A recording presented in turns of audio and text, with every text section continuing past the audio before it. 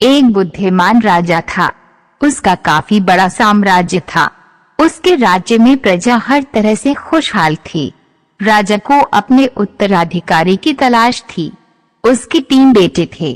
राजा इस पुरानी परंपरा का नहीं निभाना चाहता था कि सबसे बड़े बेटे को एक गद्दी पर बिठाया जाए। वह सबसे बुद्धिमान और काबिल बेटे को सत्ता सौंपना चाहता था। इसलिए राजा ने उत्तराधिकारी के लिए तीनों की परीक्षा लेने का फैसला किया। राजा ने तीनों बेटों को अलग अलग दिशाओं में भेजा। उसने हर बेटे को सोने का एक सिक्का देते हुए कहा कि वे इसे ऐसी चीज खरीदें जो पुराने महल को भर दे। पहले बेटे ने सोचा कि पिता तो सठिया चुके हैं, इस थोड़े से पैसे से इस महल को किसी चीज से कैसे भरा जा सकता है। इसलिए वह एक मैं खाने में गया, शराब पी और सारा पैसा खर्च डाला। राजा के दूसरे बेटे ने इससे भी आगे सोचा।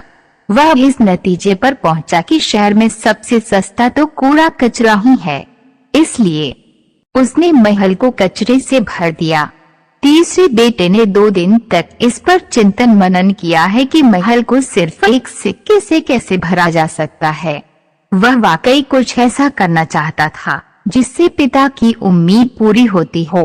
उसने मोमबत्तियां और लोबान की बत्तियां खरीदी और फिर पूरे महल को रोशनी और सुगंध से भर दिया। इस तीसरे बेटे की बुद्धिमानी से खुश होकर राजा ने उसे अपना उत्तराधिकारी बनाया।